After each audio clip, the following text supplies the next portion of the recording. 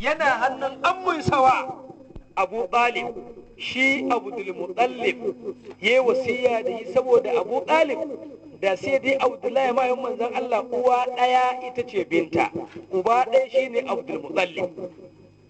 Wannan ta sa Abdul Muttalib ya ɗauko annabi Muhammad ya danka shi a gun shaƙiƙin mahaifinsa Abu Talib.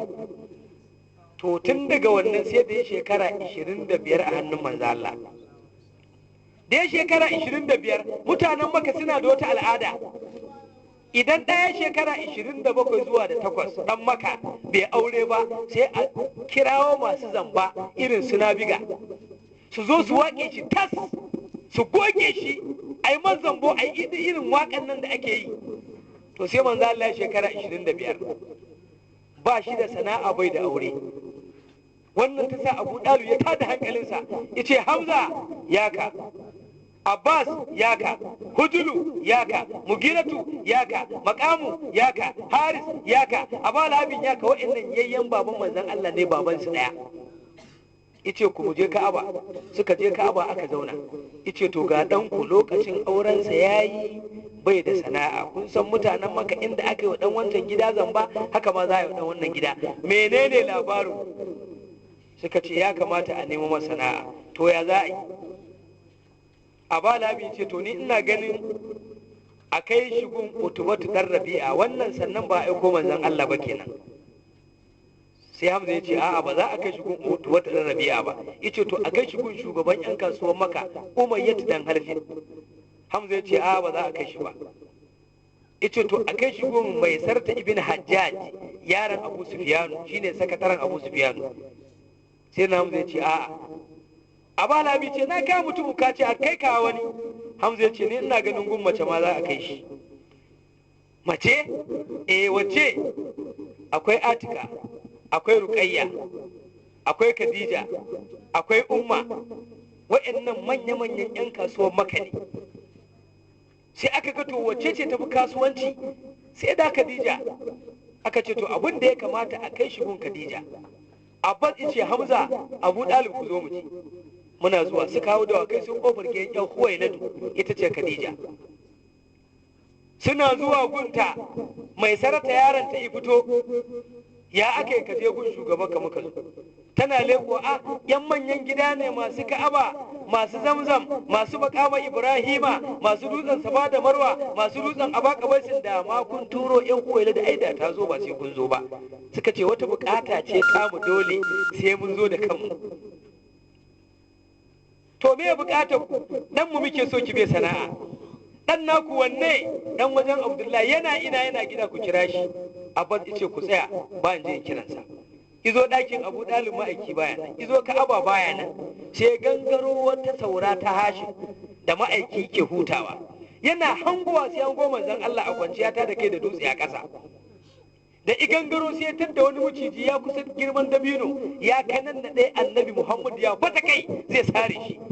Ice a'a sai ya koma ya ballo wata gora isassake ta sandar, ito da rarrafe zai shammaci kan macijin ya doke dan ya ceto manzo Allah.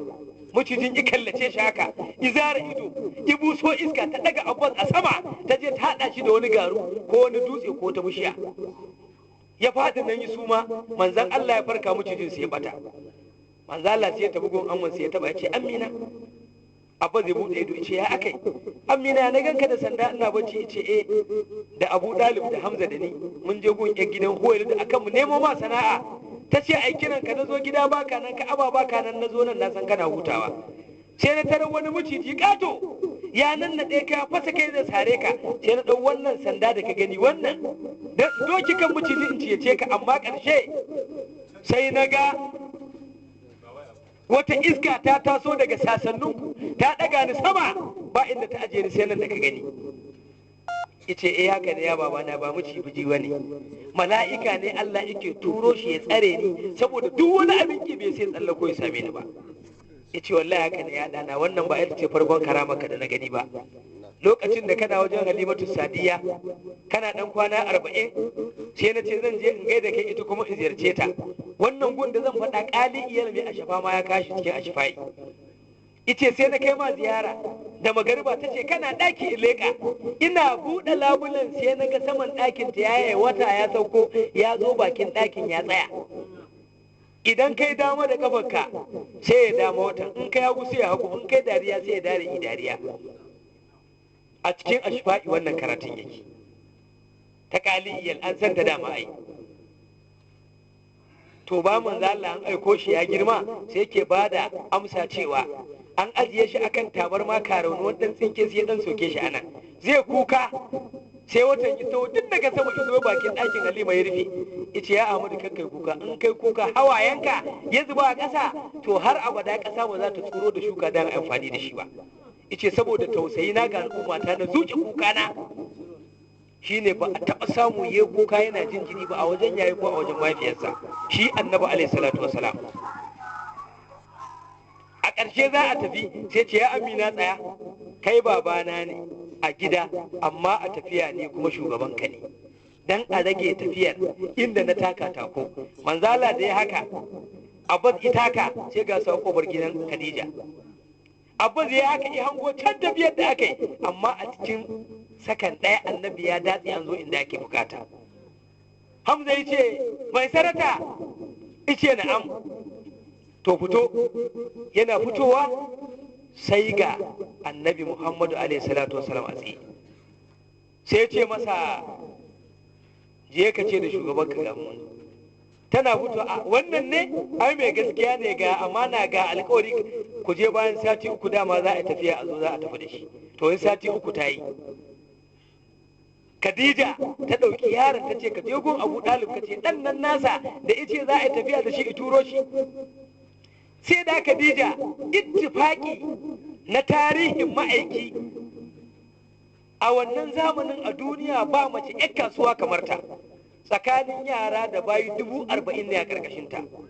Haka Ahmadul Bukari ya kawo cikin al'anwar wal misbahu surur fil afkari, da an rubuta an siye shi za a ga wannan.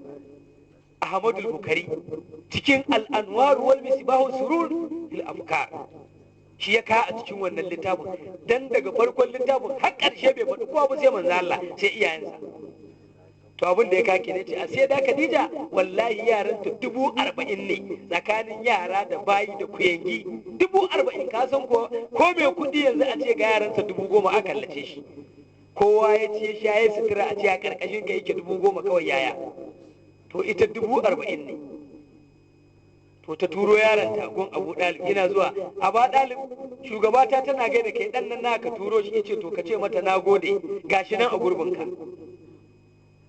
Mai sarata idawo ya shugabata Khadija gashi nan ina zuwa, ta ce to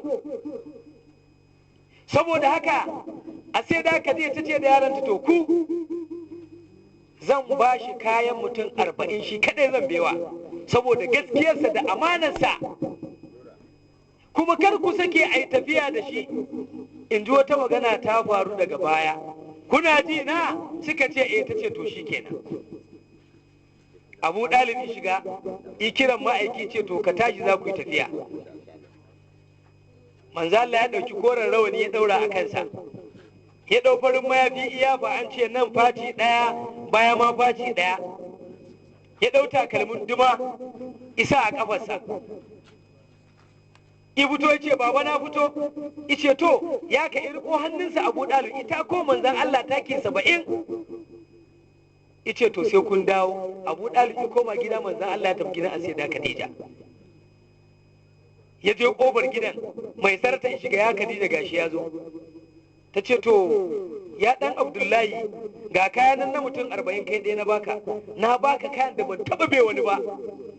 Za ku yi tafiya kowane ɗaya dirhami 20 ne, in an siya ka siyar, in ba a siya ba a da shi. Ice to mai sarata ice ya shugabata wannan babban yaron naki da kika samu ina mai baki bishara, ina da ƙarfin zuciya bai da tsoro, duk cikinmu nan ya fi mu jarumta. Haka ne to ba an jarraba shi. Ya Khadija da me zaki jarraba? Ta ce gara kuma can guda 2 fitinannu na siyo, zan ce ya ɗauki guda ɗaya, kai mai sarata ya ka zan gwada shi. Idan ka ga ya sa kafarsa a cikin shingen to jawo hannunsa, kar ka bari in shiga raƙuman nan taka shi, a ce mun cuci yayin gidan Hashim. Mai sarta ice to, ta ce to ya Muhammadu za ku tafi kasuwa, da akwai wasu raƙumai sai dai fitinannu ne raƙuman, na so da a yi tafiya a kansu.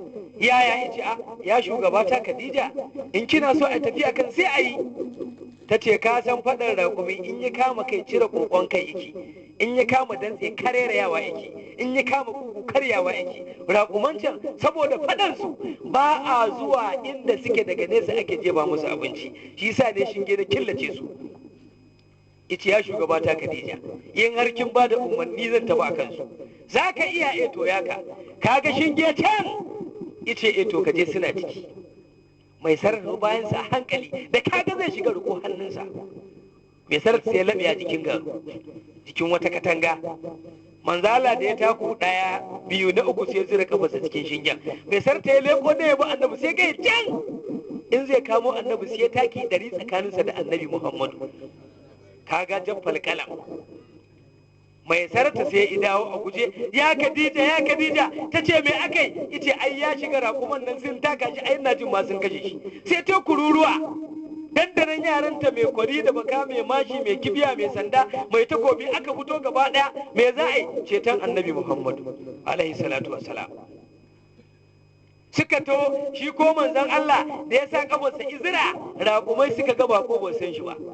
Suka miƙe tsaye, manzo Allah ya jefa ɗaya kafar. Suka kada kansu ya to, suka yi dara, suka yi tsalle, suka balle turken, suka yi kansu a guje, sai ya ƙara sauri gun raƙuma. Ga raƙumai ga annabi Muhammadu. Suka yi gaba da gaba, suna zuwa gunsa ya ɗaga hannu ya haka, sai gwaraf suka faɗi gaban annabi Muhammadu. Sai suka ɗauki bakinsu suka rinka gogawa akan kafar takalmin manzon Allah. Isunkuya ya rike leban wannan da leban wannan, ice kai shugaban ku ta ce da ni kuna da fada, saboda fada ba a zuwa kusa da ku ji daga Muhammadu dan wajen Abdullahi. Idan har kun ji magana ta zan fita ku biyo bayana. Sai manzo Allah suke su miƙe sai suka tayi tsaye, yana tafiya suna bin sa jagob ga manzon Allah a gaba. A lokacin Allah bai aiko annabi Muhammadu ba, ita ce karama.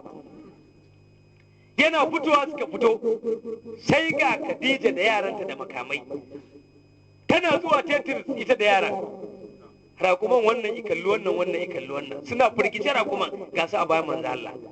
Ya Khadija, wayannan ne raƙuman da yake so a tafiya kan, tace su ne. Kai ku durƙusa mun, sai gwarab a gaban Khadija.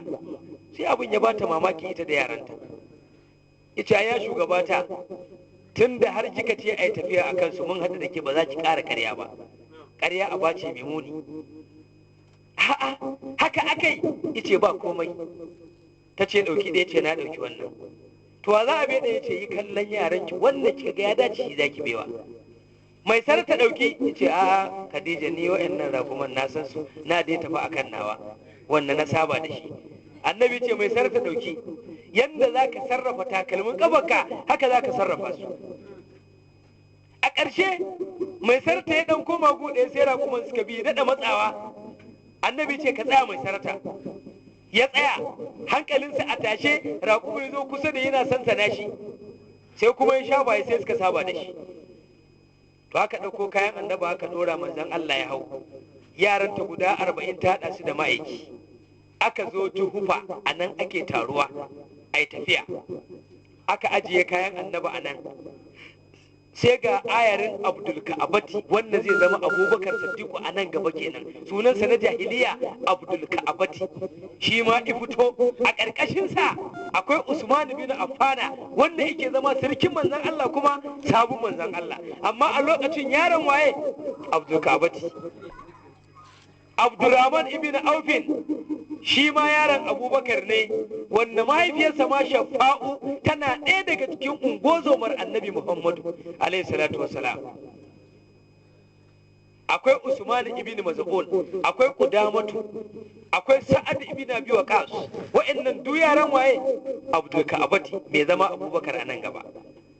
To sai ga mai sarta ibn Hajjaj da yaransa, Utubatu dan Rabi'a da yaransa, Asi dan Wa'il da yaransa, Aba Jahal da yaransa, Shaibatu da yaransa, Abdullahi da yaransa, Uqubatu ibn Abi Mu'aydin da yaransa, a takaice su 200 kowa ya fito ga kaya za a yi tafiya.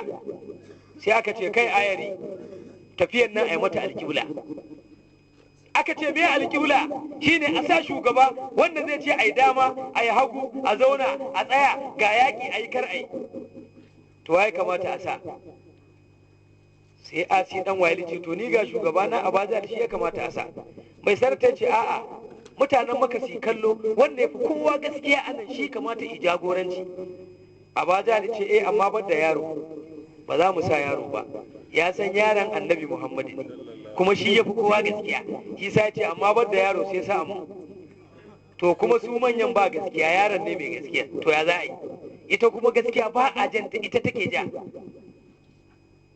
Ƙarshe suka ƙi, sai aka ce to ai ƙuri'a. Sa'adu shi ike wa mutanen maka ƙuri'a. Aka ɗauko ƙuri'a nan ɗinta ya lotsa, wato dinariya nan ya lotsa nan ya tudu. Aka ce da wa za a yi? Mai sarata yaron Khadija ya ce za a yi da ni, amma idan ta fito a kaina ba ni ne jagora ba, shugaban masu gaskiyar nan dai shi ne jagora. An yadda aka ce da wa za a yi? Asi dan Wa'il ce to ayi da ni, in ya fito a kaina ba ni bane Aba Jahal ne. Aka ɗauko dinariya ga ta aka bai Sa'adu, kai za ka kaɗa ka kaɗa, kowa ya zaɓa. Mai sarata ya ce mu ne da tudu, yaron Khadija kenan ayarin manzon Allah. Asi dan Wa'il ce mu ne da kwari, Sa'adu tulla, Sa'adu ce kun shaida ya tulla. Sai tudu ya fito, waye shugaba? Annabi Muhammadu. Aba Jahal ce kai Sa'adu lokacin da ka je kaɗa kallon kwasa hannunka don tudu i fito ni ban yadda ba. Manzo Allah ce ku tsaya, a bashi ya zaɓa ya kaɗa. Aba Jahal i karɓa i mulmulata, ice to mai sarta zaɓi, ice mu ne da tudu, ice a'a ni ne da tudu sai dai ku ɗauko ni. Mai sarta ce mun ɗauko ni. Aba Jahal cilla sai kwari ya fito, waye shugaba? Annabi Muhammadu. Sai ce gaskiya ba zai yi ba, tafiyan nan a yi ta ba shugaba kawai. Kaga abu ya lalace, shi dai ba zai yadda a ja shi ba, to kuma shi ta ƙi nuna ija. To aka yi tafiya a wargaje a zuba ba shugaba, kowa ya tafiyarsa daban-daban. Ana tafiya Aba Jahal sai ya zarge can gaba, ina zuwa sai ta da rijiya, an yi ana tafiya da yamma, ita da rijiyar da matafiya nan ake taruwa a sha ruwa a wanke jiki a yi guziri. Yana zuwa sai ya ɗebi ruwan rijiya shi da yaron, aka sha aka wanke jiki aka yi komai, sai ce ku tsaya, dole faɗan wajen Abdullahi mu wahalar da shi, mu azabtar da shi a tafiyan nan. Wannan ita ce tafiyarsa ta farko inda ba zai kuma sha'awar tafiya ba. Suka ce ya za a yi? ce abin da za mu ɓallo reshen bishiya da duwatsu mu cike rijiyar. Mun san kowane ayar yanzu yana buƙatar ruwa, to saboda shi kowa ya rasa ruwan.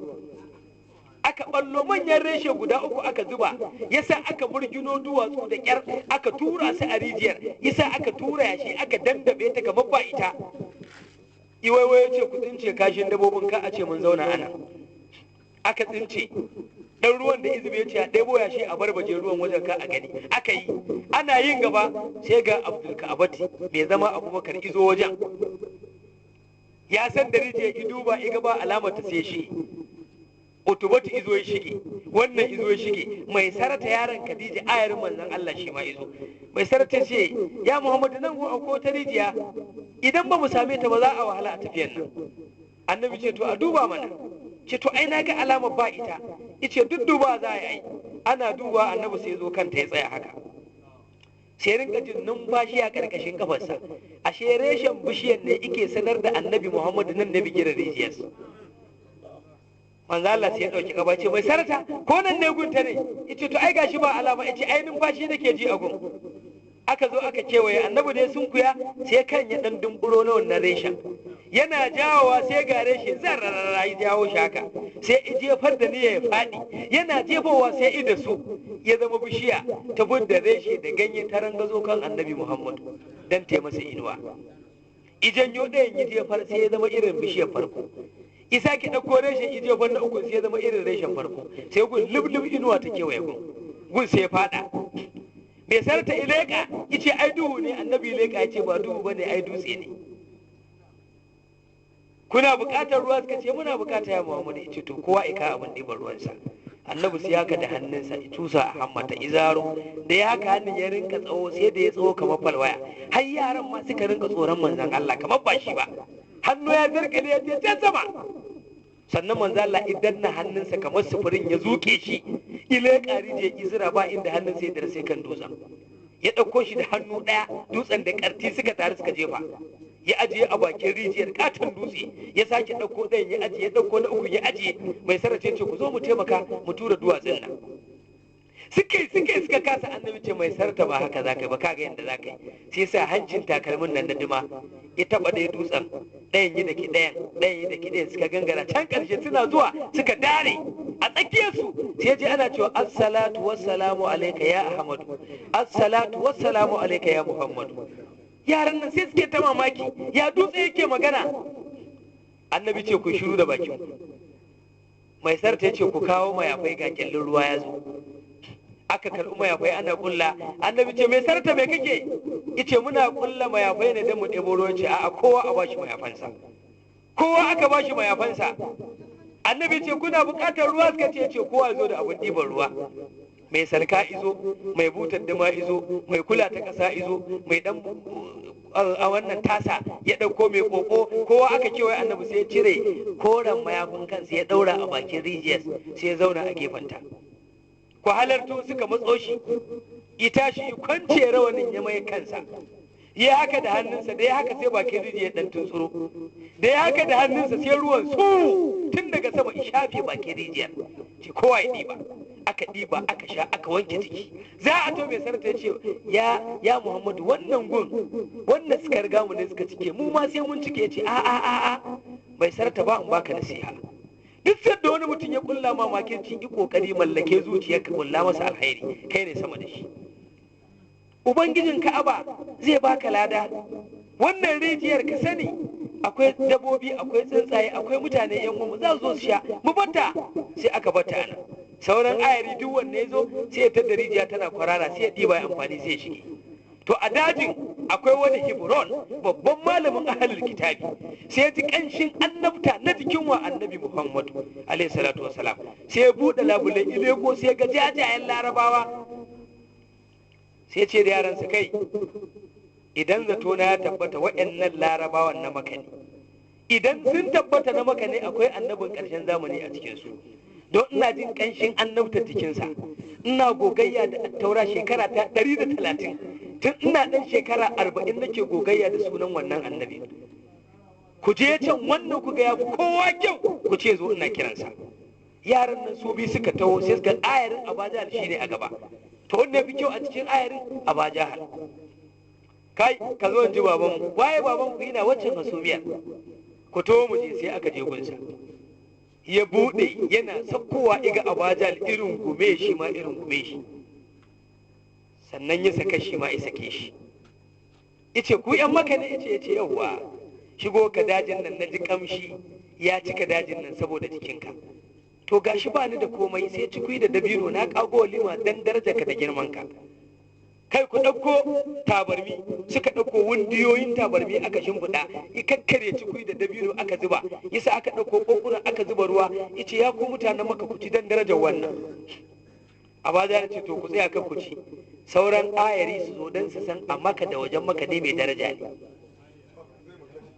ya bata kansa ko da ma ya rufa kansa asiri ya ci an yi gaba to tsautsayi ayarin wannan izo ayarin duk ayaran suka haɗa nan gaba ɗaya su 200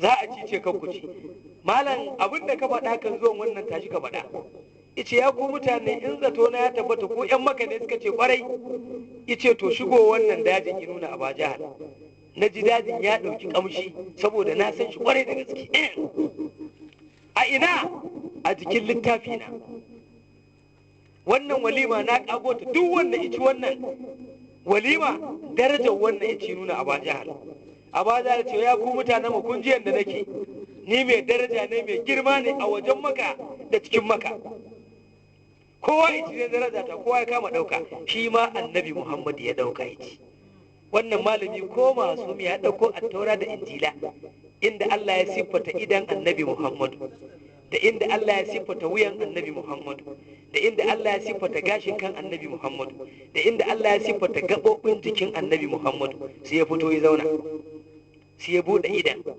ya kalli idan Aba Jahal, sai ga wannan jan ido ne ba shi bane idan. Ya kalli wuyan Aba Jahal, ya ga wuyan a dakire, shi ko can dogo ne mulmulalle na azurfa, ya ga ba shi bane. Ya kalli gashin kan ma'aiki ya rabe gida biyu, nan ya zubo ya rufe kunnensa, nan kuma ya kwanta kan ƙesa. Sai ga wannan ya lolo ya hargitse, sai ga kai wannan ba shi bane mutumin. Sai ya canja fuska, ya kalli fuskar wannan, da ya karanta idan ya gaba kai bane sai ya dauke kyale ka. Yana kallon fuska bayan fuska, sai da fuskarsa ta kai kan mai siffar annabi Muhammadu. I buɗo idan ma'aiki, ya kallaci idan ma'aikin gashi a rubuce gashi a zahiri. Sai iga bakin idan annabi, bakin ya fi bakin baki, farin ya fi farin fari idan annabi Muhammadu. Annabi isa ki idan nan dara kuwa, tsakanin baki da farin akwai wani ja yana kai kawo kamar azurfa idan manzo Allah. I karanta wuyan annabi, yi ga wuyansa dogo ne sambal, ba tudu ba kwari ba fito makogaro, ya mulmule, ba za ka ce ne nan ne gaba ba nan ne baya ko nan ne dama nan ne yago. Kuma shi ya fi tsawo duk mutanen da suke zaune kan manzo Allah ne a sama. Sannan i karanta gashin kan annabi a tsagen nan ya zubo ya rufe kunne, nan ya kwanta kan ke iga shi ne. Sai manzo Allah ya miƙe tsaye, kamar sai aka ce tashi. I karanta, i ga da cikin annabi da kirjinsa daidai suke, ba tudu ba kwari, ya setu ya miƙu da setawar Allah jikin annabi Muhammadu. Sai ce kai jama'a ku tsaya, kai ka yi haƙuri, ɗazu na ce dan daraja ka, ashe ba kai ba ne. Wancan da izauna rabinsa a ƙasa rabinsa a kan shimfiɗa dan darajarsa ne. Sai Aba Jahal ce ka san shi da baya tafiya ma, wannan ce tafiyarsa ta farko. Sai ce na san wannan fiye da mahaifiyarsa da mahaifinsa, na san wannan fiye da ku. Sai Aba Jahal ce ka ji makarecin malam, ya za ka san mutum fiye da uwa da uba? Ice ai na san shi ne a littattafai na karanta shi, na gan shi a littafi na goge sunan ya tashi a gaba, har na kyale shi, har na so shi. Shekara ta 130 ina gogayya da littafi. Sai ce to in haka ne ya sunansa, sai ya buɗo sunan annabi na attaura. Ice wannan muna ce man mazu, ana ce masa tsaba. Ice to ƙarya kake, sunansa Muhammadu bin Abdullahi, sunan babansa Abdullahi. Sai ce ai na gaya muku ni a littafi na san shi ba irin sunana ku ba. Wannan na san shi fiye da ku. Aba Jahal ce wai kai ya za ka san shi fiye da mu? Ice yauwa, to ba a nuna muku alama. Wannan ifi kowa gajarta anan, ku tashe shi. Aba Jahal ya kai ce Walid bin Mughira tashi, ka san dan gajere ne mai katon ciki haka. To haka Allah ya ce utillin ba'da zalika zanin, haka Allah ya ce ko? Ai Allah ne ya sifata shi. Ice gajere mai katon ciki bayan haka ma dan zina ne. Ka sai ya zo gaban annabi na cewa mu ne yan Maka, mu ne yan asalin Maka, mu ne kaza. Sai Allah ya turo Jibril, ka gaya ma dan zina ne ma me asalin nasa a Maka. Uwarsa tana tuka tuwon alkama ije. Dama da yaje gunsu Aba Jahal, ka ji Allah Muhammadu komai wai ni dan zina ne ma, ka ji fa magana da ya faɗa. Ce to sai Aba Jahal ce ka je ka tambayi baban, ka san mun san baya ƙarya, kawai muna jan musu da shi ne. Ka ji yanda ya ce masa. Shi ko ya je samun babarsa, tana tuki tsaye da tukin tuwon alkamas. Ice dan gidan Abdullahi ne, ce dan zina ne yaya. Ta ce ya ne dan zina? Ice ya ce ni dan zina ne. Haka Allah sai ce. Sai ta ce to yana ƙarya ne dama? Ice a wannan abun da ya shafe ku ne ke da shi, ni dai abun da tambaya haka ne. Ta ce yana ƙarya ne? Da ya suru wannan muciyar sai ya doka tukunya ya baras. Ya ce an daina tuwo a nan gidan. Sai kin ga ta ce to gangara waje kaza, magana ce dai mai so a takaice. Ta tura shi gun wani mutum can, ya je ko isa me shi a gona. Kaji ya ce to ya aka yi wannan magana ta fito? Ya ce ka san wannan Muhammadu tone ne da shi, sai ya ce to ku kyale shi mana, ya fi karfin ku kuma kuna so ku zai ke masa. Shi yana da ubangijin da yake ba shi labari, ku kuma ba ku yarda da shi ba. Ku rabu da shi, na gaya muku. Duk a cikin ku wanne ya taba shi, wannan Allah nasa shi zai rinka ba shi labari da ku. To wai haka ne din? Ce ai abin da ya faɗa haka ne, amma kai shiru. Ce wani shiru? Kowa ya ji ya ce ma Allah ne ya faɗa. Wannan aya in ta fito duniya ma karɓar ta take yi. to shikenan ta bayyana dan zina ne. Yasa duk wani zo gaban annabi sai ya ce ku kiyaye shi, ku bari, in kun je yana da sirrin ku a ajiye a hannunsa. To a ƙarshe sai ya ce ya tashi, shi ne gajere ya tashi. Sai wannan malami Hebron ya ce ya mazu ba dan in sa ka aiki ba, je kusa da wancan gajeren ka tsaya. Manzo Allah a nesa mutawassidi ne ya fi tsawo, yana tafiya yana ƙasa, yana tafiya yana ƙasa, yana tafiya yana raguwa, yana zuwa kusa ne suka yi daidai da shi. Ba sai ce ku tsaya sai je ɗauko itace ɗora iga wai nan ne da tudu ko nan ne da kwari, icen yi tsaya ɗab tsakanin kan Walidu ibn Mughira da kan manzo Allah. Idan na icen ya dago, kuma dan na ya dago, sai malami ce wanne fi kowa tsawo a nan ku tashe shi. A ba za da ce utubatu dan Rabi'a tashi, dogo ne kauce ce, ita shi ya miƙe tsaye. A ba za da ce suka haɗa wannan da wannan, ya ce tsaya gani, ya tsaba ba dan in sa ka aiki ba, je kusa da wannan ka tsaya. Manzala sai to ina tafiya yana tsawo, yana tafiya yana tsawo, yana tafiya yana tsawo, yana zuwa kusa suka yi daidai da shi. Sai a bada koma gun Walid da Mughira ko Umayyah da Halbi yace Umayyah ce malamin nan fa ya tsaface yaran nan, tsaface shi, ya mutum zai sama ya kasa, kai ka taba ganin wannan tun da kake. To kaga wannan karama ce ta Annabi alaihi salatu wassalam, wanda yana da kyau iya nan ma kawai su sallama manzo Allah. To a ƙarshe wannan malami sai ya ce da su duk duniya ba mai tasarrufin jikinsa kamar wannan a halin da ake ciki yanzu. Mu a halin kitabu mun san shi, duk wanda ka tambaya in dai malamin attaura da injila ya san wannan, sai dai ya fandare ma kawai. Wannan sai ta tunatar da ni a cikin littafin nan niyya, an gane cikin mawahibul ludanniya. Wata rana a sayyida Fatima radiyallahu anha tana gida, sai wani almajiri kamar haka sai shigo gidan, a ban sadaka saboda Allah, ta ce yaka. Ta ɗau gurasa ta tsaga biyu ta bashi rabi, garin bashi hannunta sai ya taɓa hannun yaron. Ita fi da Ali da ta ce Aliyu, ce na wani yaro karami ya zo bara, ɗan yaro ne karami, amma garin in bai sadaka ni hannuna ya taɓa nasa. Ali ce to duk almajirin da ida gidan nan sai ya ɗanɗana ni. Ta ce a'a Ali, ni ce na taɓa nan, ce ko ke ce? Almajiri ya daina shigowa gidan nan, kuma idan ya shigo sai ya ga yadda zan yi da shi. Sai karab a kunnan Annabi Muhammadu yana masallacin Madina a zaune, sai manzo Allah ya juya kamanni ya koma yaro karami almajiri, ya dau akushi sai ya shiga gidan Aliyu. Yana shiga sai ga Ali ce kai ya ka kai zo, kai ne almajirin da ka zo nan jiya kai bara? Ya ce ni ne. Me yasa hannun matata ka bari ya taɓa mata? Ka ce haba Ali, kai tsarkakakke, ita tsarkakakkiya, yan mai tsarki shi daga mai tsarki, abin ki ba zai same ku ba. Yace to na ji sarkin iya magana. To bai san manzo Allah bane.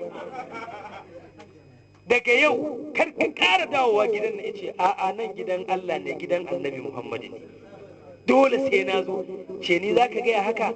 Sai Ali ya ajiye sandar sa ɗaya, ya kwace akushin daga hannun yaron, zai haɗa hannun yaron wai ya rike. Yaron sai ya zama hannunsa ya rike hannun Ali guda biyun, ya ce to yi min abin da ga Ali a sama ga yaro ƙarami. Yayyayyay ya kwace ya kasa, sai ce tun da ka kasa zauna, sai ya zaunar da shi, ya zaunar da Ali, ya kwantar da Ali, tsaya kansa, tashi kai mun abin da za ka yi mu. Ali ga ido a buɗe amma fa ya kasa motsi. Ka ji na gaya maka kiyaye, sai ya fita. Ina fita ya juya ya koma Muhammadu Rasulullahi, ya koma masallacin Madina ya zauna. Ali karfinsa ida ya shiga. Fadima ta ce ya akai, yanzu ya kamata ina da annabi aljanin Madina su rinka tsokana ta. Me aka yi ma? Wani aljani ne karami ya juya kamar ne, zo ya rike na kasa kwacewa. Ba ni takobin nan ba, ta ce Ali ce ki bani, na ce ta ba shi ya doki sai gun manzo Allah. Ina zuwa gun manzo Allah ya aje doki ya shiga, hankalinsa a tashe. Annabi ko kula shi ki kawai ya rinka murmushi. Ya ma'aikin Allah magana nake. Yace Ali me aka yi? Yanzu ya ma'aikin Allah ya kamata ma'aiki ina magana kana dariya, ko kai ne ka je gidana? Yace yawa Ali ne na je gidanka. Kaji? Yace ai ne ina so ne in shiga tsakaninka da almajiri. Idan mutum ya ce a bashi dan Allah, inda iko a bashi, in babu ai mai kyakkyawar magana ita tafiyarsa.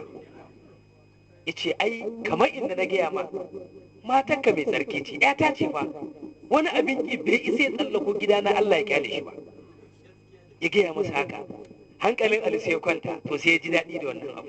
Shi kenan sai ya janye, amma ga almajiri ku je gun Fatima ku karɓi sadaka. Haka shi kenan an daidaita su. To har yanzu haka yake a rubuce, in ka ga almajiri Allah ce amma sa'ila, shi kenan sa'ili wanda zai ce a bani dan Allah, kalla Allah ɗin ka bashi.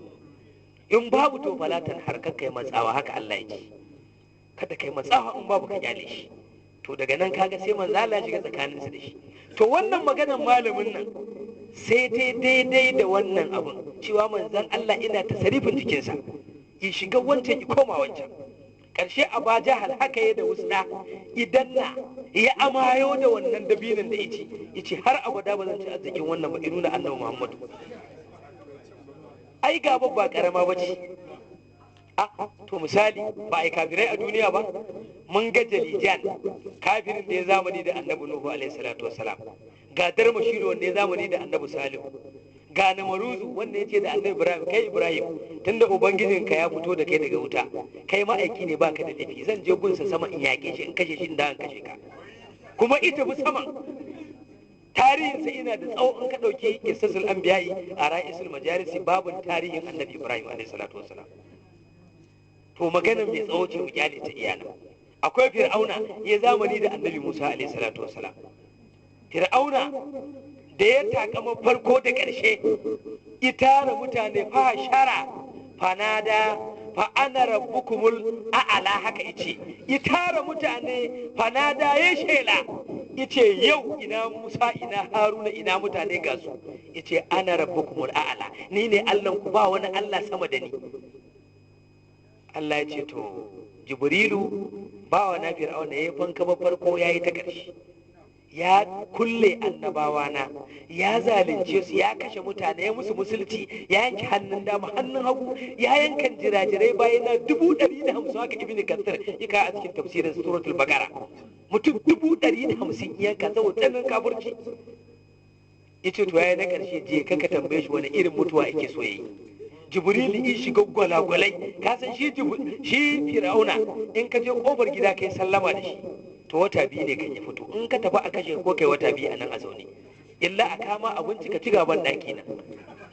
Hajo na azzalimi shi kuma wallahi da ka fita dama zai sa a harbe ka da mashi, ko kai wata biyun nan. To amma da ya ga tataccen mai kuɗi ya zo yana tsima zai fito dan ya tuce ka, Jibril da ya tashi ya shiga wani bai hude isa gwalagwalai a jikinsa na dam, adan dokinsa ma kawai biliyoyin kuɗi ne. Yana zuwa Hamana ya fito, ha wannan wani sarki ne? Yace na zo gun da ya sarkin ne. Ya shiga yace mai mulki wanda yake sallama, ya kace na zuwa, ce a'a kai ya sille, wannan babban mutum ne, a zo a ganshi, akwai gwalagwalai a ciki, ce a shigo da shi. Dan da nan aka fita da kowa ya shigo, ya ajiye dokinsa gu ɗaya, ito takas izo gaban Fir'auna ya tsaya, yace mai mulki gunka na zo da wata fatawa.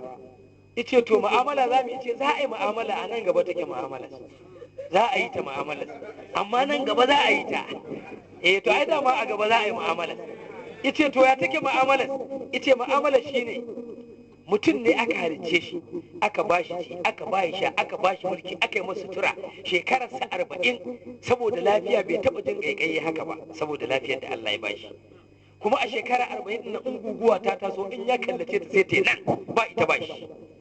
Amma da ya tayi sai ce shi ne kai da kai ma wannan abu. Kai aure ce kai, amma wannan butuli ne, kuma nan shi ne ma butulin. Butuli ne yanzu da kai ne mulki me zaka mu? Yace ai ni ne, ka san teku? Jibril ce na santa. Yace nan zan kai shi in dirmiya shi in sama da shi har in kashe shi haka. Sai ce to rubuta ka bani, in ne masa nima in gaya masa haka. Sai ce to in rubuta ko i bashi. Jibril da ya karba ya ce to zan je, da ya ce ai ba ai mu'amala ba, ya ce za mu mu'amala dan kwanaki ne kaɗan. Izo gun Annabi Musa, ce ya Musa Allah ce ka shirya zaka fita ta teku. Ce Jibril teku? Ya ce teku Allah ya ce za ku. Ka san teku zamanin Annabi Dawuda aka ɗauki dutse mai nauyin dutsen Uda aka jefa shi dan a gwada zurfinta, sai da ya shekara 70 bai je kasan teku ba. Amma wallahi Allah saboda gwaninta, da Annabi Musa je bakin gun yana hango korar su Fir'auna, Allah ce da kirwan da ita kite kun sai ta dare gida 12, sai ga yashin ta zalla ya fito. Allah ce ku shiga ku fita. ta cikin tekun suna tafiya kura tana tashi a cikin minti ɗaya Allah ya dara ta. Ba taɓa ganin ƙasanta ba har yau turawa sun sa dutse mai tan kaza yau shekara 65 su kuma har yanzu wannan dutsen yana tafiya suna hango shi bai je ƙasanta ba. Taɓan maliya ma sun ɗebo shi amma wallahi teku ta gagare su. To amma da Allah ya so ya ce da Musa da ke ta da ita ke ta kawai sai ta dare sai ga yashin ta kawai Allah ya ce ku shiga.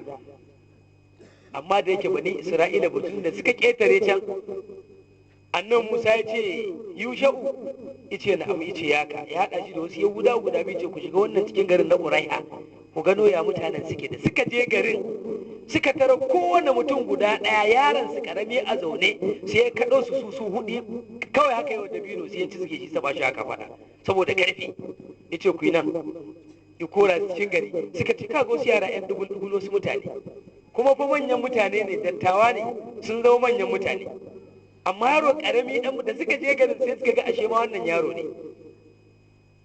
Ƙarshe aka ce a binne su kan su yaɗa a garin wasu suka ce a basu Allah ya wa mutanen garin da bacci suka zube kayan suka gudu suna zuwa annan Musa ce kar ku gaya kowa inda ga mutanen ni za ku gayawa suna zuwa suka ce kai Musa ya gudo da mu daga cikin wahala ya kama mutuwa wa'annan mutanen mutuwa ce magana ta wasu annan Musa ce to ku zo mu shiga suka ce izhab anta wa rabbuka faqatila inna hahuna ka'iduna sai suka zauna ana ka tafi kai da ubangiji ku yaki mu muna nan a zaune muna jira in kun yi nasara muna tare in ta baci mu dai muna nan.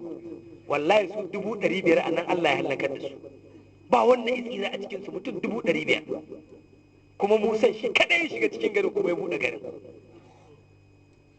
To a ƙarshe in daɗi fir'auna sai da izo daidai wannan wajen yana so ki shiga ga ƙasa yana gani ga yashi dokin sai ki shiga sai ga Jibrilu akan godiya ya kara dokin fir'auna yana son sana ta sai bita suka shiga kura tana tashi yana gudu na cewa kan su haye ko kuma ta nan ko kuma ta can kawai sai ga Jibrilu ya daki ruwan ya tangal gaba ɗaya suka nutse ɗaya bai fito ba sai shi fir'auna.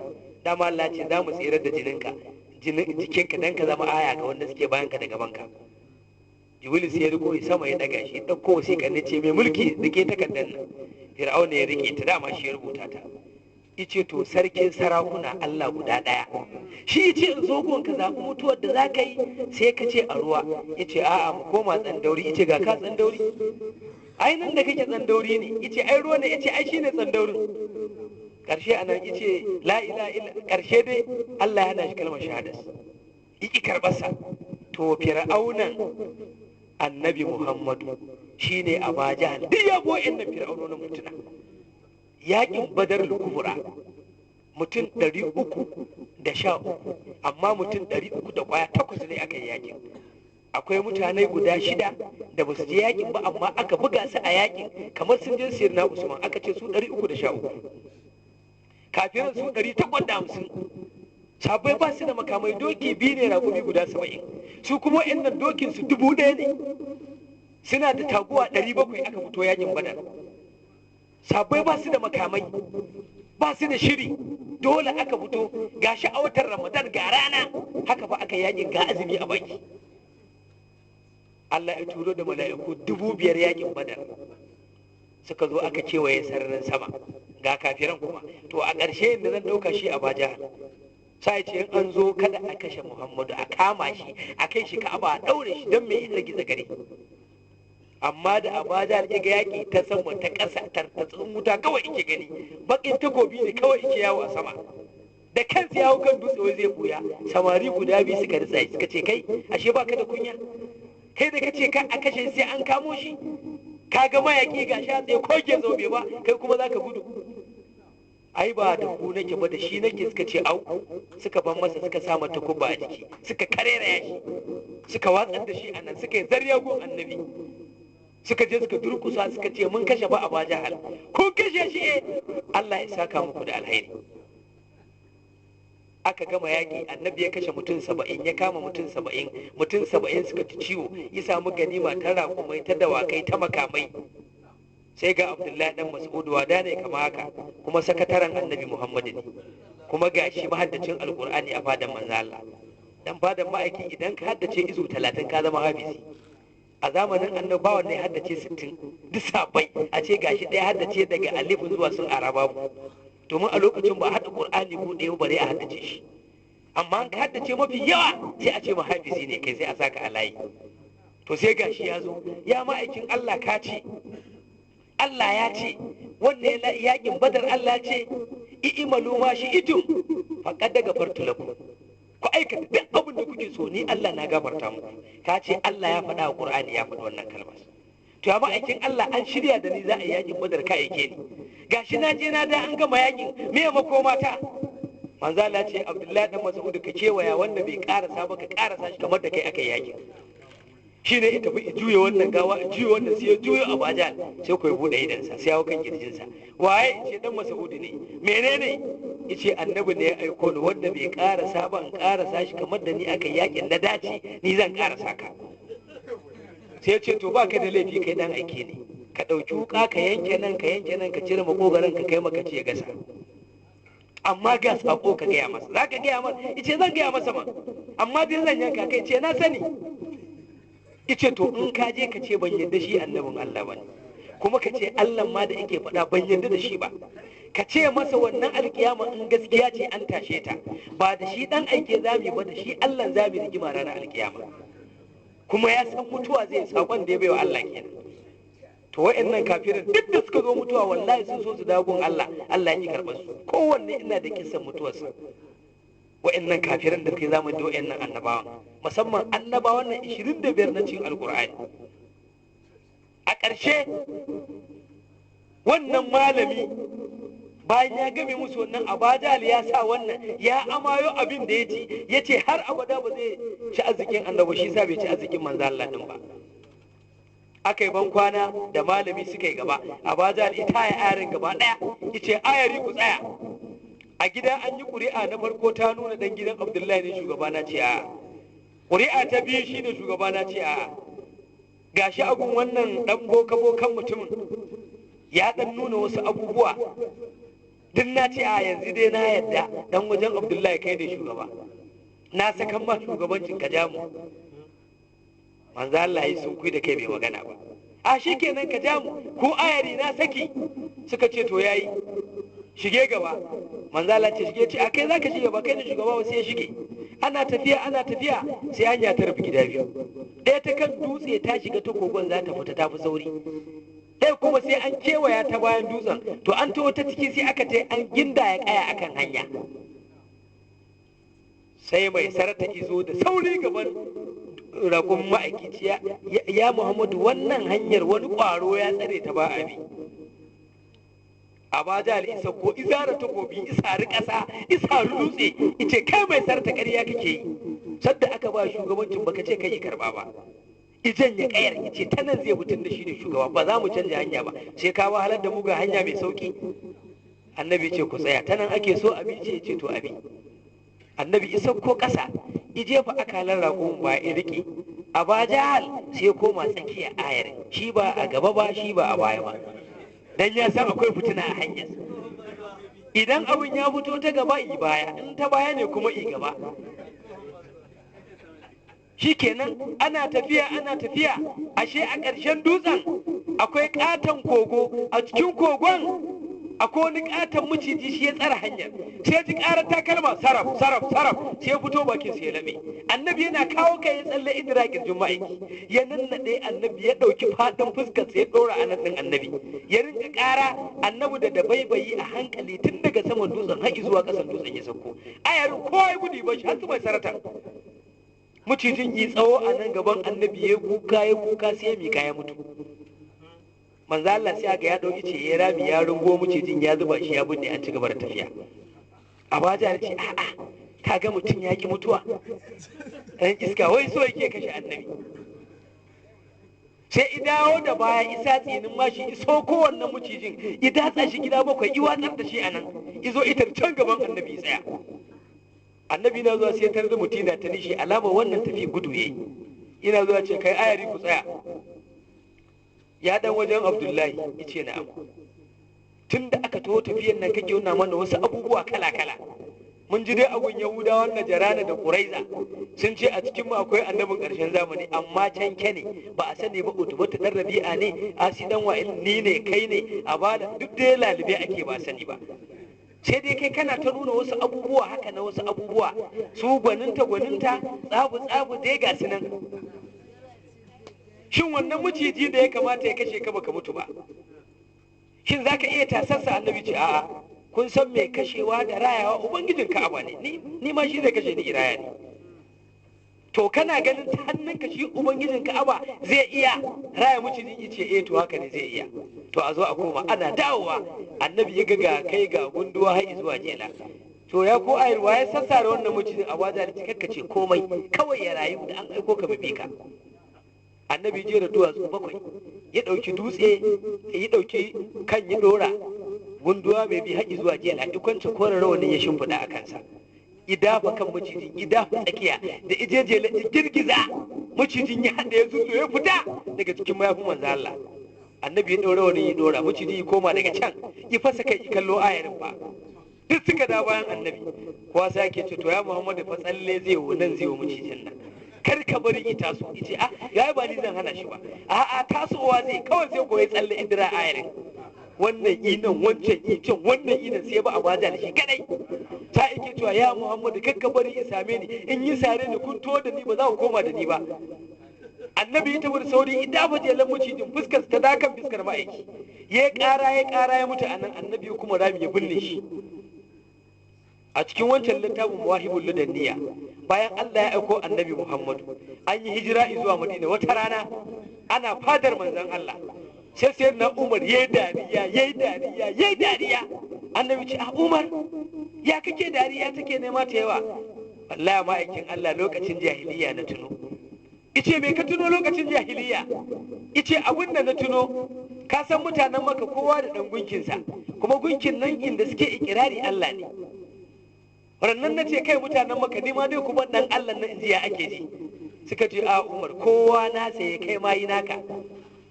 Ice to wani na azurfa ne, wani na karfe, wani na dinariya, wani na itace, wani na dutse ne, zaka je ka sassako shi ka gyara shi kuma ka ce Allah ka ne.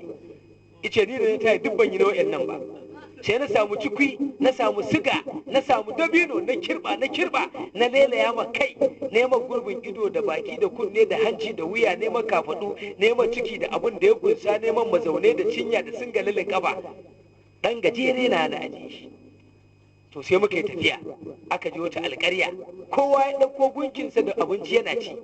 Ni kuma ga Allahn amma ba abinci, na gani Allah na ma abinci ne baki ɗaya kawai.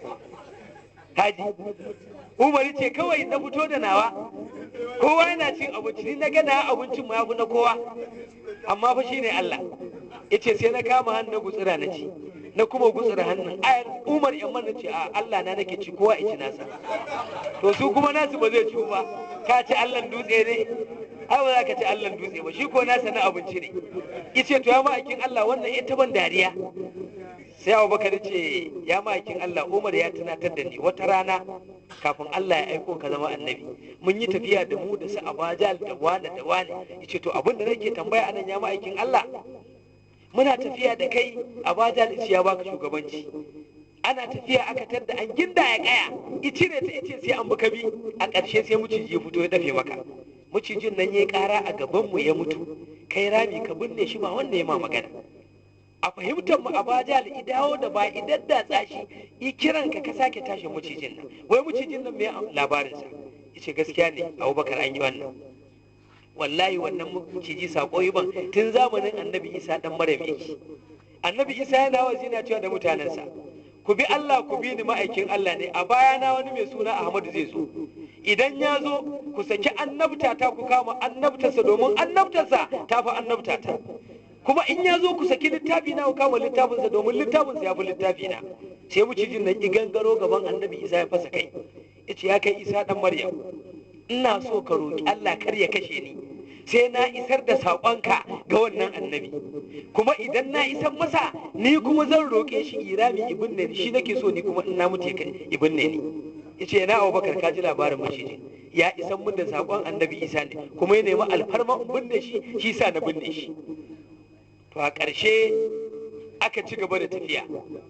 bayan an gangara tafiya sai Abaja tsaye da ayar sai ce kai ku zo, duk wannan aya ba ta yi masa ba, sai ce za a shiga kasuwan nan. Yan Kuwailadu Khadija ta ba shi kaya na mutum 40 shi kadai, idan ya siyar ici riba wannan kayan ya zama mai kuɗi, zai shiga sawunmu. Idan biye mata ragi sai ya biya, in ya kwantai za ta ce bai da sa'a kasuwa ta daina ba shi kayanta. To ya za a yi Abul Hakam ice abin da za a yi mu karya kayan, mu ce farashi ya karye. Ya za a yi kayan nan dirhami 20 ne, shi ma nasa haka. Mu fito kasuwar mu ce dirhami 5 mu yadda mu karya kayan, mu yi asara shi ma yayi, ko ya kwante ko ya asara. Umayyatu ɗalibi ce to kun ga kaya na sun ninka naku, kun san halinsa, kada mu kulla masa fa abu kullun ya da kanmu. Sai ce haba, ni zan ce farashi ya karye, ni zan yi shela a kasuwar.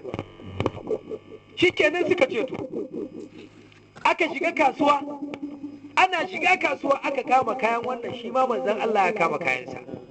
Nawa ai dirhami 5 ne. Ya ku yan kasuwa, farashi ya karye, duk kayan mu dirhami 5 ne.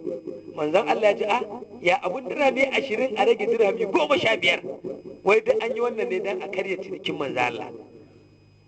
Aka siya kayansu, wanda ya kama kayan annabi kai ba dirhami 20 ce haba yan uwanka sun yi sauki sun siya dirhami 5, kai ma ka siya. Mai ce a'a, shugabata ta ce dirhami 20, in an siya a siya, in ba a siya ba mai mata da kayanta.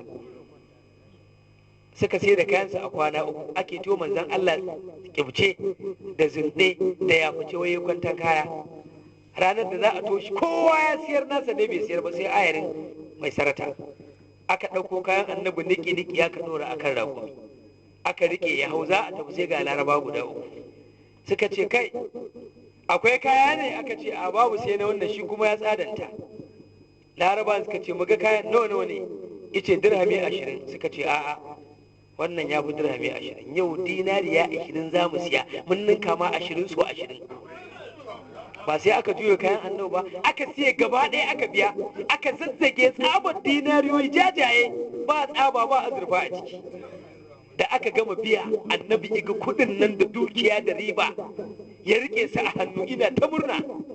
Sai suka ɗauko sauran kuɗin suka ce da su Abaja kai ina na ku kayan, yanda muka sai nasu kuma a sai naku. Umar na bai ce kaga ka cuce mu, na gaya maka in mun masa kullin kanmu yake dawowa. Ice a to ku tsaya, za ku saurare mu? Laraba suka ce za mu saurare ku, zo mu koma cikin gari mu ce su barayi ne, mun manta abin dirhami 20 suka siya dirhami 5, sun san ragin ya yawa. Suka juya suka je suka kwato wani kuma sun tafi su, suka kago wa'annan mutanen. Nawa dirhami 20 suka ce a kuma yau dinariya 20 so 20 za a ninka mu, ku kirga. Suka kirga. Abaja da ce to kaga in sun sai wannan ma mun rage asaras. Aka ce ku zuba kan kayansa ga kuɗi, suka ɗauka suka zuba kan kayan annabi. Na annabi ya haske nasu ya baki. Laraba suka ce ku ba ma son bakin kaya, irin wannan muke so. Sai Abaja da ce kayan mu ma sun fi nasa, shi da baya zuwa kasuwa bai iya kasuwanci ba. Suka ce to yanzu ya fi ku iya kasuwanci. Sa'a ita ce kasuwa ba ya zuwa kasuwa ba. Ya yi ciniki ɗaya muna ku ɗaya ba kayan ku ba ma son bakin kaya, irin wannan muke so, inda akwai ku kawo. Suka ɗiba za a taho ga sun yi kwante, annabi Muhammad ya siyar. Shi sa duk sanda kai manzon Allah ma kirci, sai Allah ya kwance kai kuma ya kulla ma baka da mai kwance maka. Sai ga sun yi kwantan su, annabi ya siyar. Maimakon a dawo ta hanya sai aka dawo hanya kudu. Ana tafiya sai aka tarar ruwa ya haɗe hanyar. Ko dai wannan tafiya ta yi ne a koma a canja ta, ko kuma yaya za a yi. Mai sarta ice ya Muhammadu, wannan hanyar da ka san zurfin wannan korama ba za a ce miya da zango a nan ba. Idan ruwan ya kawo duk girman bishiya ta nutse a nan ba za ma a ganta ba. Ko baya janyewa sai wata 2 ruwan bai gama tafiya ba. Kuma idan ya tafi sai an yi kwanaki, sai kafar raƙumu tana nutsewa da ƙyar ike tafiya. Ice kai mai sarata, Ubangijin Ka'aba shi ya ba mu izini muke tafiya kan ƙasar nan, yau shi zai dama fita kan ruwan nan mai tafiyan mu. Yace ya Muhammadu kan ruwa, yace zaka gani ai kowa ya sauko. Manzo Allah shi ma ya sauko, ya juya mayafinsa haka. Yace kai mai sarta, inda na taka ka taka, ku kuma duk inda kuka ga sawun mai sarta ya taka ku taka. Suka ce to annabi ya ja nan ɗin mayafinsa kaɗan idan sawunsa ya fito yana takawa. Allah ya ce da ƙasar ruwan kar ka sake idan sawun ma'aikina in nutse a cikinka. Ruwan yayo sama, ƙasar mai sarta ya ce wallahi da annabi ya taka kafarsa ya ɗauke sai in ga yashin wajen. Wani lokacin ma sai ga kamar akan ruwan yake tafiya, yana tafiya ina bin sa. Annabi da ya je tsakiya sai iwaiwayo iga kowa ya tosa a bajal ne ba su to ba. Sai ce a murbini shan ku to ta inda muka to utubu ta zarrabe a ya tafi a wazal ija ice kai fa mahaukaci ne kai, ka ɗauko itace ka gwada zurfin ruwan to. Ya je ballo reshe isassake shi izira irin ka tafiya ya nutse haka faɗa sanan ta nutse ya ce ka gaji ko. Annabi ce amru bin sham ku daina gwadawa ku to ta inda muka biyo ice a'a mun ji labarin wani tsoho mahaukaci wani yaro karami ana ce ma Musa ya lallaba dattijan nan a hankali sai da ya ketare can shi kuma ya biyo ba nutse shi ne mu ma kake so wato mu ma mu taho kai ka shige mu biyo bayan ka ko sai ka koma can ka sa mu nutse to muna da ilimin wannan ka je ma kewaya wannan yinin ba wani abu bane. Kashe manzo Allah ya gangara maka su kuma suka koma wannan tafiyar ta yini suka yadda su maimaita ta. Yana gangarawa sai rana ta balle za mu ji an ce girgije yau manzon Allah inuwa sai girgije Allah ya fara da shi ishin fudu akan annabi kamar tamfol din nan kawai sai aka ga abu su ya dogon annabi duk ayarin aka baje aka yi rana sai rinka cewa ku tawo nan duk wanda ya shigo wannan inuwa shi zai sha inuwa ta gaba. Wato wannan ya shiga wannan shi Allah zai wa imani, wannan ya fara zariya a guje Abubakar Abubakar Siddiqu shi sa ya zama nabiyin addinin musulunci. Karshe aka zo duk aka shigo inuwa ana tafiya ana kallon wannan girgije ana ta mamaki ana zuwa daidai maka to na wannan gidan su ya tafi wannan ma ya tafi shi ma manzon Allah ya gidan shugabansa. Khadija tana hasumiya sai ta gano wani abu akan manzon Allah dogo shine girgije yana tafiya ina raguwa har izo kofar gidan sai girgijen ya bata. Yana shigowa ya kawo mata dukiyar tiris ta ce kana nan akan sunanka Aminu. Ne mamaki dama kai amintacce da gaka da gaskiya. Ta danki dukiyarsa ta ce to wannan naka ne. Ta danka ta ce ka kai amanka Abu Dalib ka ce na gode. Annabi ta gida gon Abu Dalib ya ce ya Amina ga wannan ya ce a kai mata ciniki da yawa to ka kai mata zaka ta baka lada ya ce ai wannan naka ne ni ma ka gana ya ɗebo zube masa. Wani ciniki kai mata wannan ya ce ciniki ne guda ɗaya ubangijin Ka'aba ya masa albarka. Ya ce wallahi ba abin da za ka shiga cikinsa sai Allah ya wa abin albarka. To a ƙarshe a sai da Khadija bayan manzon Allah ya kawo mata wannan dukiya sai ta ji a rayuwarta gabaki ɗaya ba wanda take so ta aura sai annabi Muhammadu. To ita kuma a sai da Khadija wa'anda suke son ta a Maka da iyayen ma'aiki da sarakunan Maka da na wajen Maka suna da yawa. Na farko kaga akwai Abu Sufyanu saboda kaunar da yake mata ya dauko babanta Huwailid da ibashi waziri. Akwai Sayyidina Hamza amman annabi ne ina santa.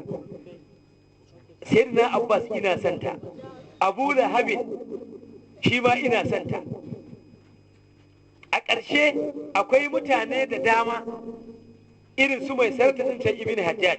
Hirkal sarkin Rum tun daga Rum ya aiko mata da raguma yana santa. Anu Sharwan aka ce Abu Sharwan sarkin Kisra ba irin kyautar da bai wa sai da Khadija ba. Akan me yana so ta aure shi. To ita kuma a rayuwarta ta ji gaba ɗaya abin da take so ta aura Annabi Muhammad alaihi salatu wassalam. Wannan abisa a sai da Khadija mai sarta yaka ka tsaya ana ko zai zo ka ce tsaya ina zuwa. Ta dau mayafi sai gidan Warqatu bin Nawfal ammanta ne da babanta Huwailadu da shi ai da baban Huwailadu da shi Warqatu bin Nawfal ubansu daya. Ya Amina wani abu ne ya dame ni ce a Khadija me ya dame ki a Maka? Ga ki da kuɗi ga ki da jama'a ba kya rigima da kowa komai kika ce kina so miki ake.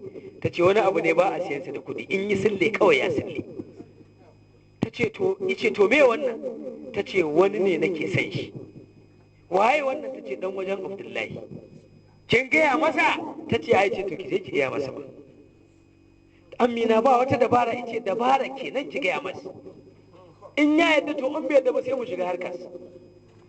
Sai ta dawo ta tura Yamani aka siyo mata kayan fawakiha ababen marmari na walima aka siyo mata rumfuna manya, aka siyo mata mayafai da kayan sawa, har da irin hulan nan hana sallah da bel da kot da wando da ciki da lakatayen wanda za ta biya annabi Muhammadu Isa kenan. Angonta ta siyo ta tanada ta aji, ta siyo kaya kala-kala, aka siyo manyan kujeru da shimfiɗu, aka zo aka zubki. To daga nan a sai da Khadija sai ta ce da mai sarata ka je gidan Abu Dalib ka ce turan ɗansa. Mai sarta ya tafi gidan Abu Dalib. Ya Abu Dalib, shugabata tana gaida ta ce ka turo shi. Yace to ka ce yana zuwa. Ya shiga to ina jin za kuma tafiya. Sai ka taya ka tafi manzon Allah mayafin nan mai fashi bi nan ɗaya na tafiya shi ya ɗauko ya sa. Ya ɗauko koren rawanin nan da ya ɗaura, takalmin duman nan da shi ɗauko ya sa. Baba zan tafi ce to sai ka dawo. Manzo Allah ya je. Khadija ta tada walima a tsakiyar gida, ta ɗora kujeru, ta ce duk a zauna, wannan ta tsakiya kada wannan ya hause shi, kuma da ya zo ku miƙe. A lokacin mutum biyu ake miƙewa, shahararren mai kuɗi, shahararren basaraki. Amma sai ta ce yana shigowa kowa ya tashi, ita kuma tana kan hasumiya a zaune, ta cika da san manzo Allah. A ƙarshe sai ga annabi ya shigo, yana shigowa aka tashi har sai ya mamaki. Shi ba mai kuɗi ba ne, shi ba basarake ba ne. Sai kalli wannan ya kalle shi, ya aka yi suka ce ai wannan kujerar ta tsakiya ta kace ce a kujerar ta shugabata ko ku ki zauna ni in zauna, inda take shugaban ku ba ni ma shugabata ce, inda za ta ba ku kaya ni ma haka take bani. Ai ta ce in ka zo ka zauna a tsakiya. Ya ce a'a ni ba zan iya zama kan kujerar shugabata ba. Aka yi sai ta shigo. Ta ce ya Muhammadu ka zauna akai, ai saboda kai aka aje kujera. Ya ce a'a shugabata wa rabbul ka'aba ba zan zauna akai ba. Ƙarshen rantsuwar mutanen Makka kenan su ce na rantse da ubangijin Ka'aba. To faɗar wannan ta ce to ku ba shi wannan ya zauna. Ya ce ai ni ba zan zauna kan kujera ba ne. To sai ga kujeru ratata kowa a ƙasa a zaune, saboda mai manzo Allah zauna a ƙasa. Kai dai baka isa ka zauna a sau ba, shi yana ƙasa. To kowa yana zaune kujeru ba su yi amfani ba. Aka kawo walima, aka ajiye makayatirsu a gaba. Akwai wani kaskantaccen bawanta a can gu ɗaya, abincinsa shine mafi kaskanci a gun gaba ɗaya. Annabi sai hango shi, sai ya ɗauki abincinsa mai alfarma ya tsallake, ikaiwa bawan ya ɗauko na bawan kaskantaccen izo gabansa, wallahi shi ya ci. Saboda manzo Allah baya so a wulakanta wani musulmi guda ɗaya. Kuma a lokacin ma ba musulmi da don ba aiko annabi ba, tausayin ransa aka yake shi manzo Allah. A ƙarshe aka zo aka ci walima. Da aka ci walima, Khadija ta fito ta ce to an gama kowa ya bace ga barin gani na a fita. Aka zai fita ta ce a tsaya kai zan ganka. Ni ce to sai koma bude zauna. Kowa gida ika ɗaya ta daga annabi Muhammadu sai Khadija. Sai ta ce ya Muhammadu na san ba kai aure ba. Ya ce ban yi ba. To ya kamata kai aure. Ya ce ni ma na ga ya kamata ne. Ta ce to na zaɓo ma wata mace mai hankali mai nutsuwa, tana son mai amana mai gaskiya mai alkawari, in ta same ka ta dace. Sai dai tana da illa kwaya uku, ita matar illar ta uku ce. Sai ce a'a to shugabata Khadija kin auren mun mai illa? Ta ce ai illar sai ka ji ta tuku. Ice me illar? Ta ce na farko za ta girme ka, shekara ka nawa? Ice ai zan 25. Ta ce to ita ko za ta yi shekara 40, ta baka shekara 15 a rayuwa. Ma'ana sai ta shekara 15 a duniya aka haife ka. Ice ai shekaru ba wani abu bane, in zan ce ta yi ta bari girma ba komai. Kaga ya maganin illa ɗaya. Illa ta biyu, 'ya'yanta biyu suna nan da ransu yanzu. Ice ai 'ya'ya ba rahama ne, ai ni ma ta daura na aure ta yayan da ita. Illa ta uku, ta auri maza guda biyu, auren ta biyu kenan. Ice ai ta ɗauro ni kuma da kaina ta daina auren wani. Ya shugabata wace ce? Ta ce wata ce ana ce mata Khadija ya Huwailatu. Ya shugabata ta ina? Ta ce wacce kuke tsaye da ita ana yi haka ba kowa sai Khadija. Ce shugabata ai ba kowa. Ta ce gani. Ya ce ai ke shugabata ce. Ice ni yaron ki ne. Ta ce yau kuma kai ne shugabana, ni kuma yarinyar ka ce. ni ce nake son ka yadda ka aure ni, me gaskiya nake so, in dai ka yadda girman da nema ba komai to ka aure ni, zan bi ka duk abin da ka ce ai za a yi. Ice raditu, na yadda. To in ka je ka ce da Abu Dalib ni ce nake son ka, kar ka ce kai kake so na, domin a gidanku zawarori na uku ne, da shi Abu Lahabin da Hamza da Abbas duk sun zo gidanmu suna so na, kowanne ban karba masa bane. Ice to shugaba ta aya ka ta ce ai magana ta kare. Izo gun amminsa, ya amina ai ba tafiya za a yi ba, ta ce tana so na. Ice wa da shi ma mamaki. Ice ita Khadija. Ice wallahi tun kana shekara 8 kake hannuna, ban taɓa ji kai ƙarya ko ta wasa ba, maganar da ka faɗa haka ne amma da matsala. Ice to baba in kaga da matsala janye. Ice zo i kama hannun annabi kai shi Ka'aba yace zauna a nan. Ice Abu Lahabin dama shine fitinan nan. Ice yaka ka je ka kira mun Hamza ka same ni a Ka'aba. Aka kira Hamza, aka kira Abbas, duk waɗannan ƴan uwan su Wujil, su Mugiratu, su Haris, aka tara su tara, yayyan Abdullahi ne mahaifin Annabi Muhammadu alaihi salatu wassalam. Yace to ku kanne na ne da yayyena, wannan dan autanku ne, dan autanku ne Abdullahi. Abin da muke so yayi aure ba kuɗi ba sana'a, yanzu ya samu kuɗi, kuma ya samu sana'a, kuma ya samu mace. Wace ce matar?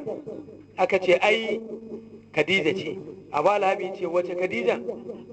Sai ce yan huwa ne ce aba izgili tema ba za ta aure shi ba. Kaga kai ka rinka sanin abin da kake, wai shi yake ga annabi ya san abin da yake yi, ka ji mutuncin mutum ba. Sai Abu Dalib ce me aka yi?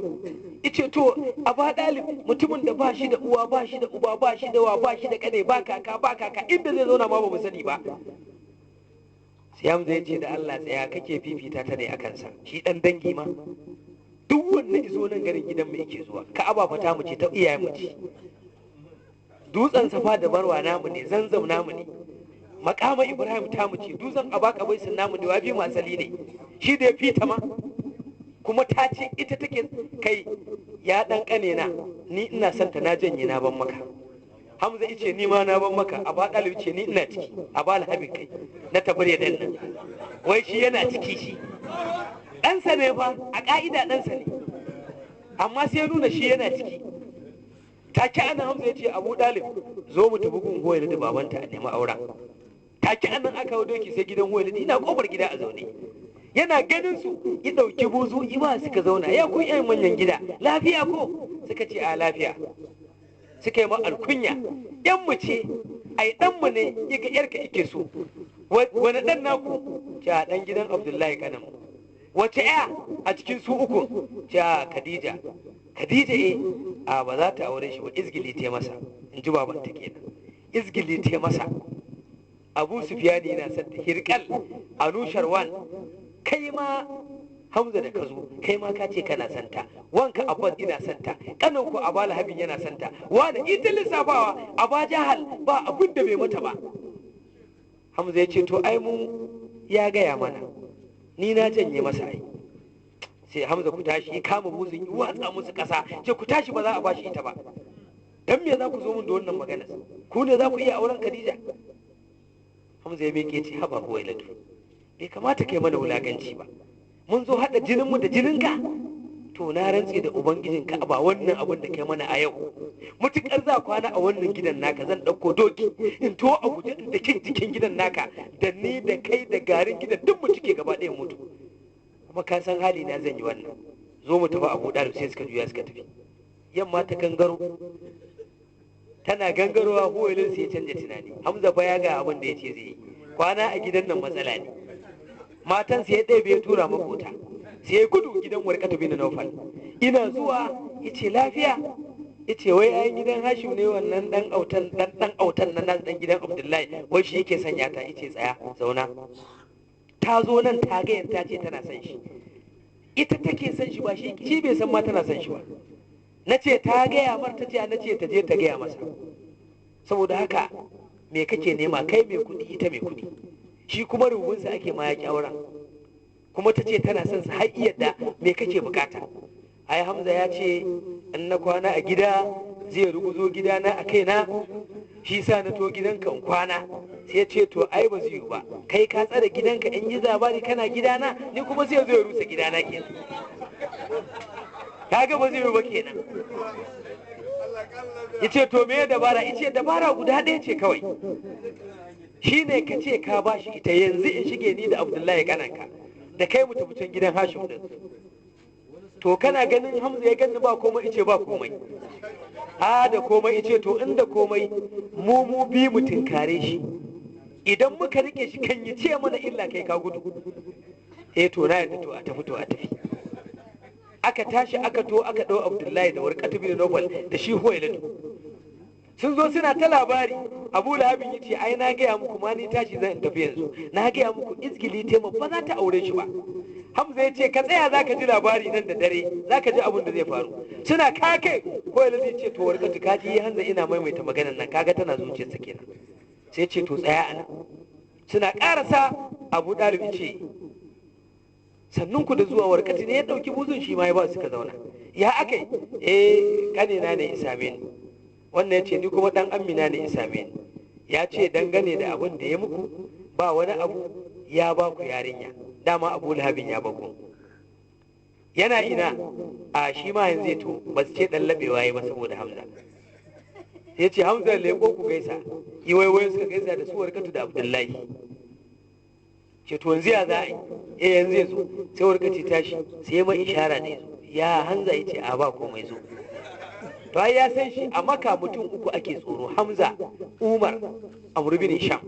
Shine Abu Jahal. Su uku din nan ana shakkar su saboda farauta suke zuwa daji su kamo damusa da hannu, fikanta ko wannan kumba baya musu amfani. Takobin Umar ya zauna a nan, wallahi waccan tabar ba za ta yi muku ba. Sai zo manzo Allah ne ce to haramun ne ka sha maganin tauri, kai amfani da imaninka. Suka kakkare maganin taurin. Duk sabon manzon Allah an kai mutum haka da allura macinsa za ta yi. Annabi ya hana. Ice kar ka sha magani dan ka je gun yaki wai bukatar jin ka, haramun ne addinin musulunci. Ice kar ka sha maganin kunama dan ka tarbe ka, haramun ne. Kar ka sha maganin miji dan kai harbe ka, haramun ne. Amma in yi sare ka da magani, shine kaddara ka yadda da ita kenan. In kaddara ta zo rungume ta kawai. Inda magani kai, in ba magani ka kyale ta aikin da dama an ce ka ba da gaskiya da kaddara ta alheri ko ta shari. To shan wannan maganin kamar ka kauce wa kaddarar da Allah ya dora maka ne. To ka ji dalili, wannan shine abin da manzo Allah ya dora sahabbai akai. Yawa. Haizu tana aiki algabar ta malam ya tsumi kenan.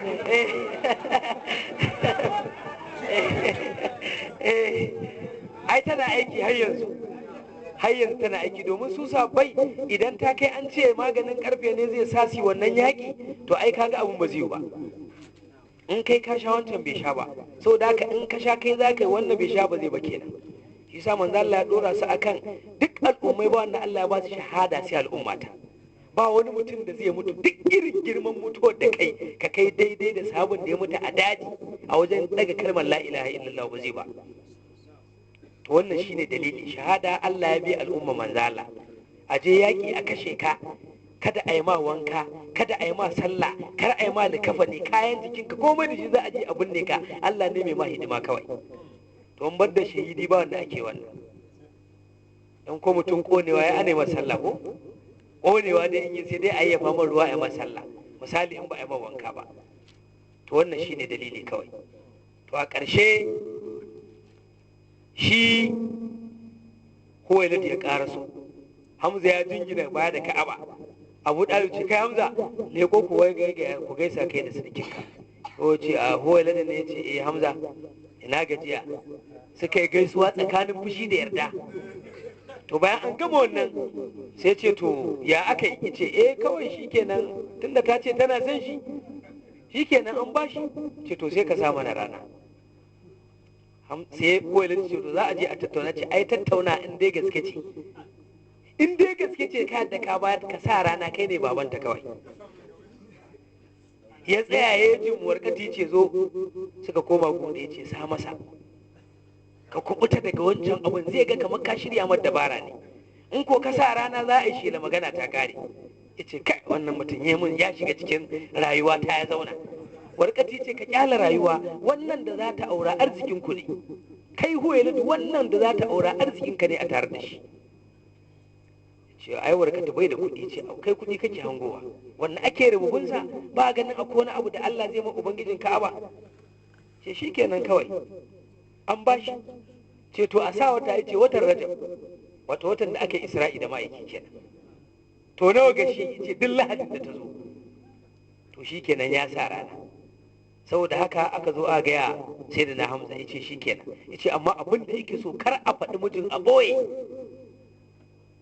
Yace to in dai wannan ne an boye, amma za a yi shela. Aka sanar, magana ta fita wajen Maka. Hirkal tun da garin turo da irin wannan rumfa aka zo aka daura da yaransa. Shi ma Abu Sharwan haka, Abu Sufyan haka, Abu Jahl haka, shi ma Abu Lahab mara kunya, shi ma haka.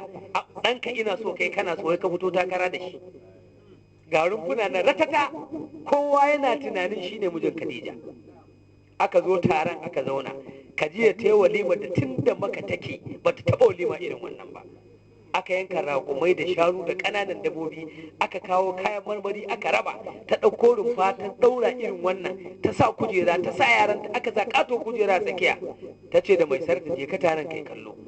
Ice duk wanda ba ka da ya zo taron, Maka ta cika tsartsar, amma gidan Hashim ne ban gani ba. Sai ta ce aje a kira mata Abu Dalib. Aka ce ta ce ya ce ai muna shirye da fitowa zamu, dawakan mu duk suna baya akai zamu fito. Suka je suka yi shiri su ma aka zo suka zauna a rumfarsu. Ta ce ije i gano annabi ya fito. Aka zo aka duba annabi na ɗaki na bacci za a daura auren, shi kuma yana ɗaki na bacci ɗakin Abu Dalib. Mai zarta izo ya duba bai gani bai je ɗakin Abu Dalib da ya leƙa sai ga kafa annabi sai ya da sai je gaya mata. Ta ɗauko kayan nan mai bel wannan aka siyo a yan tuno shi sai ta bayar, ta ce aje ya ɗaura sai je gunya je wannan filin ya zauna. Mai sarta ya zo ya samu ya ce to ya Muhammadu gashi wata ce a ba ka zauna akwai rumfa da muka tare a nan zaka je ka zauna. Ya ce to annabi ya ɗauki kaya sa ya kalli kansa ga bel ga lakatayan ga kot, ya ga sun cap shi manzo Allah. Ka san shi ne annabin da in yi sa riga daga giya sai ta yi daidai, in yi sa mai yawa sai ta jawo ta yi daidai inda yake so. Sai ya ɗauko mir'ata midubi sai ya duba surarsa, kawai sai sun da kansa sai aje mu domin sai ya cire kayan, sai ya ɗauki wannan mayafin mai faci nan gaba nan baya na zuwa kasuwan nan sai ya sa, ya ɗaura wani nan kore ya ɗaura takalmin duma isa, sai ya fito gun ya leƙa nan shi kunya ike ji ne. Mai sarta ya zo ce ya naga haka, ya ce menene, sai ce kayan baka sa bai ce ai kunya nake ji ai ta kallo na shi kunya yake ji, kamar a ce kai shiga ai ta kallon ka, to shi baya son wannan kallon. Yace ba komai ni da wannan zan zauna. Yace shugaba ta ce kasa, yace ba komai mai sarata, ba komai mu je haka. Mai sarata in yi duniya sai kalla annabi sai sun kui da kai, ga kayan da ya kamata ya sa ya kisa su, ya zo wannan go ya zauna. Akai ma ya zauna kujerar da ya zauna cikin kujerar haka a zaune, ya zo ya zauna. Sai ga mai shela ya zo, ya ku jama'a ba da dadewa ba za ku ji mijin Khadija. Sai Allah ya turo da mala'iku suka zo da turare na ambar aka fesa a gungu ya ɗauki kanshi. Can sai ga mai shela, ya ku jama'a wanda ya fi kowa kanshi a nan shine mijin Khadija kuma kowa kanshi yake.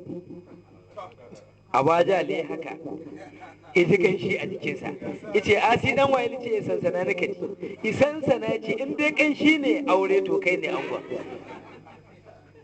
Ka gani ana nan sai ga mai shela ya zo, ya ku jama'a wanda ya fi kowa kyau a nan shine mijin Khadija. To sai ya kallo ya koma fuska, wannan ya kalli wannan ya kalli wannan. Abu Jahl sai ya ce da asi dan Shajjaru, kai Shajjaru ya kallace ni, ya kallace kalli Abu Sufyan, ya ce ai kafi wannan kyau. Kalli Hirkal sarkin Rum, ya ce ai kafi Abu Sufyan bare wani Hirkal. Yana kallo har fuskar ta kai kan manzo Allah.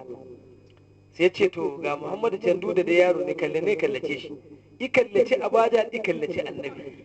Yace tsaya fa ka tantance, ka gani na gama girma na, shi ko zai girman sa bai gama fitowa duka ba. Izira in yi kalla Abu Jahl ya kallar, in yi kalli annabi wallahi sai ya ga abajal ya zama mummuna ba kwatankwaci, amma sai masa alkunya ya ce ya shugabana to duk anan shi kadai ne in bai fi ka kyau ba kai ma ba za ka fi shi ba. sai ya ce masa ka gani ko, sai to tambayi asi dan waye daga shi nan, ina ganin ya fi ni dan wayo kaɗan. asi rabu da shajjaru, kalle ne kallaci muhammadu, ni da shi wa fi kyau. ikalle shi ikallace shi ya ce ya shugabana wallahi ko muhammadu zai fi ka kyau da ɗan ƙanƙane zai fi ka. haka ya ruguza shi ai, sai ce amma kai sha ne, fara shajjaru ma da kai idan sa ya fi naka gani.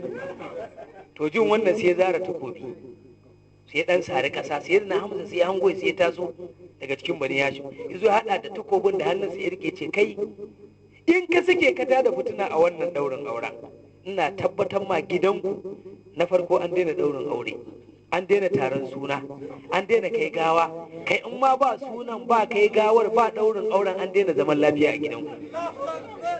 fitina zan yi ce in ba fitina ba ai ka sani in ana daurin aure da an zara takobi kowane ayari zara tasa zai shikenan a hargitsi. sai mai da takobinsa gida sai je zauna, sai ga Huwailadu ya zo da takobi a zare, baban Khadija kenan, dama shi ake jira ya daurin auren. ya ku jama'a ku tashi, ya ce ba za a bayar ba. kowa ya abi ba da mamaki, suka ce auto dawa zai bewa ita, dama shi ake jira ya zo ce ga mijin, su kuma gidan Hashim an gama magana da su. sai mai sarta gudu ko Khadija, ya shugabata babanki ake jira ya zo, amma ya ce kowa ita shi ba za a ɗaura auren ba, hankali ya tashi. baban na to ina zuwa, ta jiga ɗaki ta ɗau buhu ta ciko da dinariyoyi, ta ce ka je ka kai wa Abu Dalib, ka ce kai yi kula shi da faɗa, duk abin da zai ilallaba i bashi wannan kudin. ta ɗauro zai yarda, tunda aka fara neman nan ba a zo an gaida shi ba. sai ta ce to shi kenan, ka san kuɗi sun daɗe suna ɓarna, sun daɗe suna ta'adi kuɗi. mana mai sarta yi taso ya zo, ya Abu Dalib shugabata ta ce gashi ka lallaba ka bashi, in yi magana ka ce tunda aka fara harkar nan shi ba a gan shi ba. to shi kenan Abu Dalib irin gume dinariyo a gaban ragumi, a gaban doki.